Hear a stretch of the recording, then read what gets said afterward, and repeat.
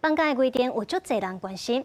林署总处昨昏公布配合修法，甲调整上班日变放假，佮另外补班的规定取消，也就是讲，伫咧未来补假唔免补班。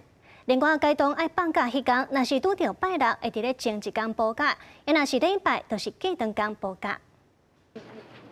为着放长假甲上班日调整放假了后，使事前或者是事后补班，连上6天班，阁会欢喜吗？112年旧历年假期1月27号礼拜五调整放假，使2月7号礼拜六补班，连上6天班。112年发生几6届，引发部分民怨。为此，林署总处宣布3度调整上班日为放假日，爱补行上班的规定。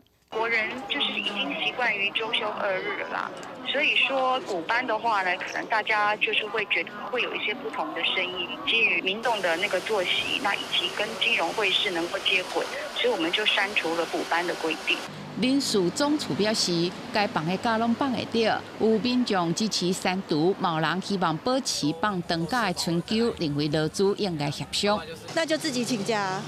对所以你觉得这样不要强制大家就是连续放假，然后后来再补班，你觉得这样比较好吗？对，比较好。企业老板他也会有他自己的一些顾虑嘛，那生产线啊，什么东西要服务，你说强制下去，有时候对他们来讲也是很大的困扰。那我觉得员工也不一定都觉得需要这样子，所以的确让他们自己去协商，有时候会更好。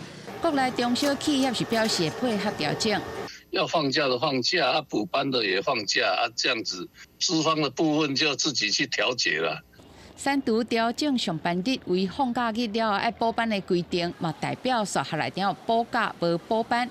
这个处理要点嘛，增订纪念日、佮有节日、放假日拄到拜六礼拜免抓补假日。以今年教师节做例，9礼拜是礼拜日，所以离后一天礼拜一929补假。光复节10月25号是礼拜六，是离前一天礼拜5补假。公司新闻林静梅、陈佩如台北报道。